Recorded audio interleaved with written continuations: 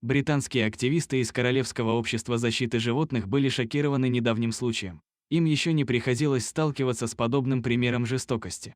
Неравнодушный прохожий обнаружил маленького пса в ужасном состоянии. Сперва ему показалось, что животное умерло. К счастью, это было не так. Собачку доставили в клинику, где диагностировали у нее переломы лапы и шеи, ожоги мордочки, а также отравление наркотиками. Как оказалось, так над собакой поиздевались 4 подростков в возрасте 15-16 лет, которые находились под воздействием наркотических веществ. Они украли маленького пса у хозяина, а затем измывались над животным в течение 2 часов.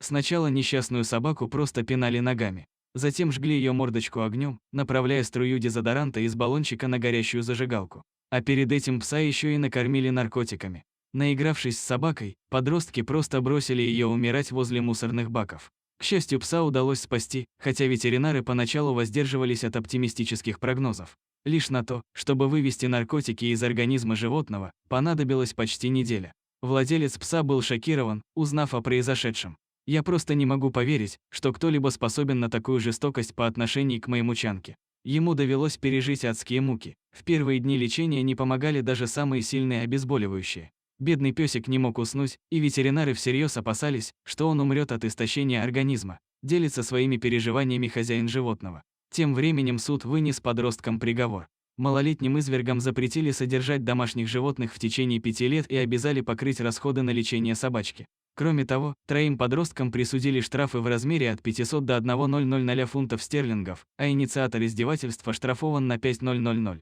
Защитники животных считают такое наказание чересчур мягким. По их мнению, запрет на содержание домашних животных должен быть не меньше 15 лет. Ведь именно такой приговор недавно получила женщина, выбросившая свою собачку из машины. Просто не верится, что на Земле существуют люди, которые ради забавы способны так издеваться над живым существом. Впрочем, язык не поворачивается назвать их людьми. Как бы то ни было, можно порадоваться за песика, который сумел пережить весь этот ужас и теперь идет на поправку. Если ты растроган этой историей, то непременно поделись ею со своими друзьями.